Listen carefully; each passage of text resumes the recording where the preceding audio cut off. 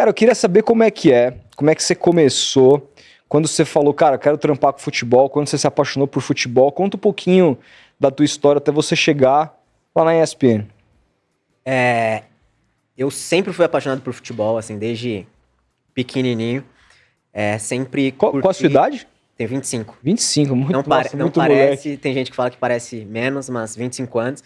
Desde pequenininho eu sempre gostei de assistir, de acompanhar. Churrasco de família, assim, eu que ia pra TV olhar como que tava rolando as rodadas de campeonato internacional, nacional. Mas nunca tive pra mim que eu ia trabalhar com isso. Eu nunca tive nada definido, assim, que eu ia ser jornalista, enfim. E aí, com o tempo, aquela necessidade de você precisar saber pra que lado eu vou, o que eu vou fazer, o que eu vou cursar. Minha mãe ali pegando meu pé, ó, tem que definir, tem que decidir, porque eu também nunca fui um aluno muito exemplar, no sentido de tagarela, sabe? Aham, Então, eu sei, me identifico. Eu também, cara. jornalista, né? Comunicador, então estamos aqui por isso. E aí, lá pro terceiro ano da escola, tive que definir. E aí, eu fui meio que... O que eu gosto de fazer? O que eu quero, assim? Eu sempre gostei de cozinhar e eu gostei de esporte. Eram duas coisas, assim, que eram bem, na época, latentes em mim. E aí eu falei, ó, talvez eu faça gastronomia. E o que tem aqui pra lidar com o esporte que eu mais gosto? E aí eu fui tirando uma, tirando outra. Fiquei um pouquinho pendendo pra educação física. Tem algumas áreas que dá pra seguir. E aí eu vi ali jornalismo. Eu gosto de ler, eu gosto de escrever. E tem uma área aqui que dá pra falar de esporte. Dá pra trabalhar nisso. Vou pesquisar mais. E aí, pesquisando, vendo, falei, cara, eu acho que eu vou pra esse lado. Acabou que fui estudando, prestando vestibular, entrei na faculdade de jornalismo e assim, parece que eu sempre fez tive... onde? Na FAM, Faculdade das Américas. E aí eu sempre tive, pra mim, parece que era jornalismo, sabe? E aí não pensei em voltar atrás, não me arrependi de momento algum. Cursei, terminei, me graduei na faculdade. E aí, na minha primeira oportunidade eu era jovem aprendiz na época, trabalhei na Editora do Brasil. Fazia de tudo ali, a parte administrativa, vai pegar um cafezinho, aquele tipo de coisa.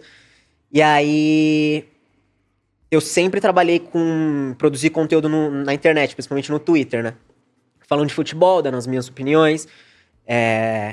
E aí é aquilo, na internet todo mundo se conhece, você pode falar com uma pessoa do outro lado do mundo, que tá do seu lado, ou gente que você vê na TV e você nem sabe.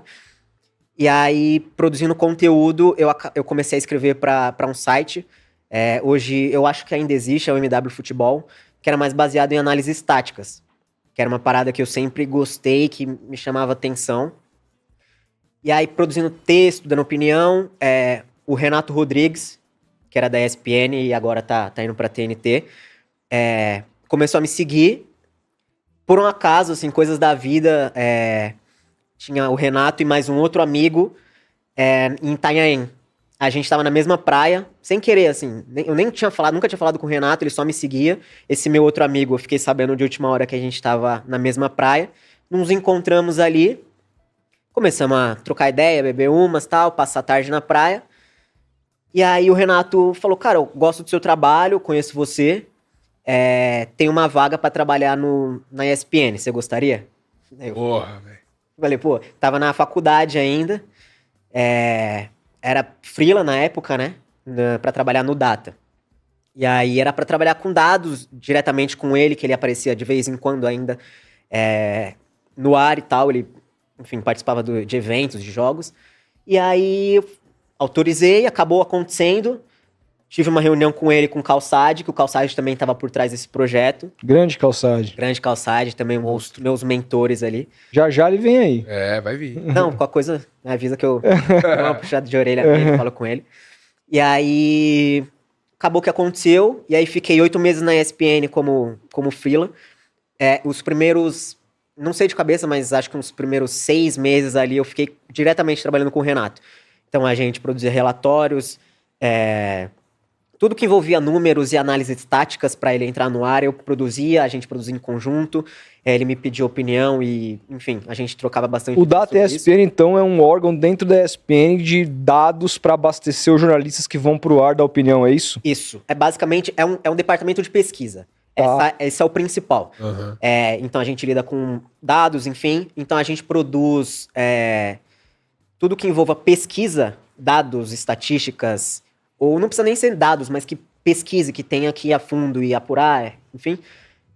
A gente lida tanto com os talents, né, que a gente chama, que é quem aparece no ar, quanto para programação, a gente faz as telas que a gente faz e aparece no ar, é a gente que faz, a gente que pesquisa. Para o site também, alguns conteúdos, tanto para rede social quanto para o próprio site da ESPN. O pessoal vem pedir para a gente. Às vezes eles têm a pesquisa, mas é para a gente confirmar para dar continuidade, enfim, na publicação da matéria, enfim. A gente que autoriza, a gente que apura e dá o ok. Então a gente é o departamento de pesquisa e lida com isso. Inicialmente, antes da fusão da ESPN com a Disney, eu trabalhava só com o Renato, que era só essa parte tática. O Renato sempre Você já tá lá há bastante tempo, antes da fusão. A primeira passagem, eu tive 2 passagens, essa é a segunda.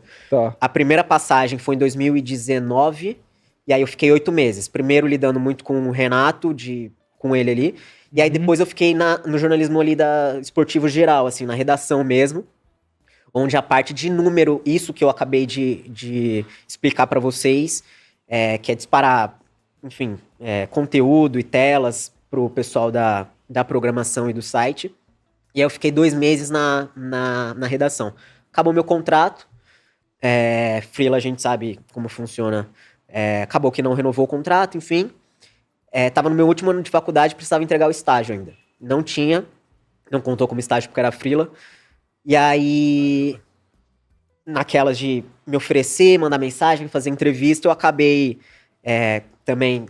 eu sempre falo que o Twitter... Infelizmente acabou. Acabou, né? Acabou que virou o que virou aí, né? Mas, enfim. Mas o Twitter, ele sempre foi primordial pra eu estar onde eu estou. Lógico que as pessoas responsáveis por me colocar num lugar também, mas eu me mostrei ali.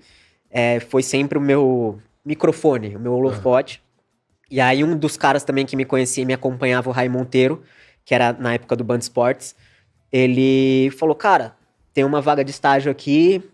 Acho que é pra você, eu conheço seu trabalho, bora, tava sem trabalho, obviamente, baita oportunidade de trabalhar na Band, né, no Grupo Bandeirantes e no Band Esportes em específico, e aí fiquei 1 ano de estágio, estagiando lá, aprendi pra caramba, conheci muita gente legal, e aí foi onde que, acabando meu estágio, não renovou um contrato, não dava pra contratar na época,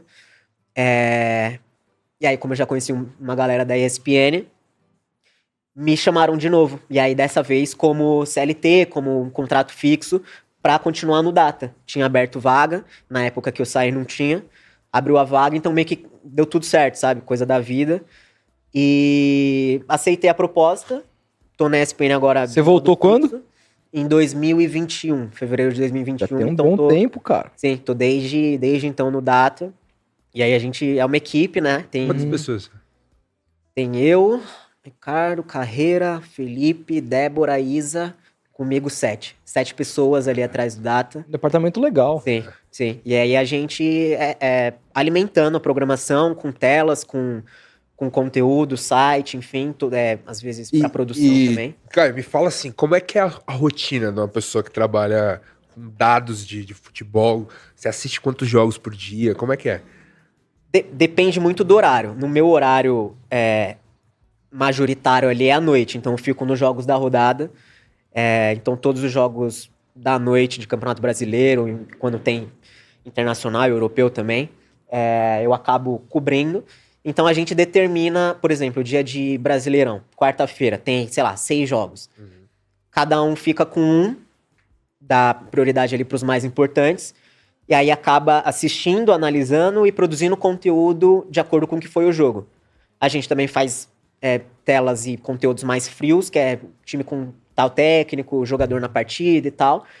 Mas se tem alguma parada mais analítica, mais tático, enfim, que a gente assistindo o jogo a gente consegue definir ali, determinar, a gente acaba produzindo conteúdo em cima disso. Então, não tem uma média, tem dia que a gente assiste 1, 2, tem dia que é uma penca de jogos, vai de dia até a noite, mas no mínimo uns 2 jogos por dia dá pra falar que a gente assiste, acompanha e vai seguindo.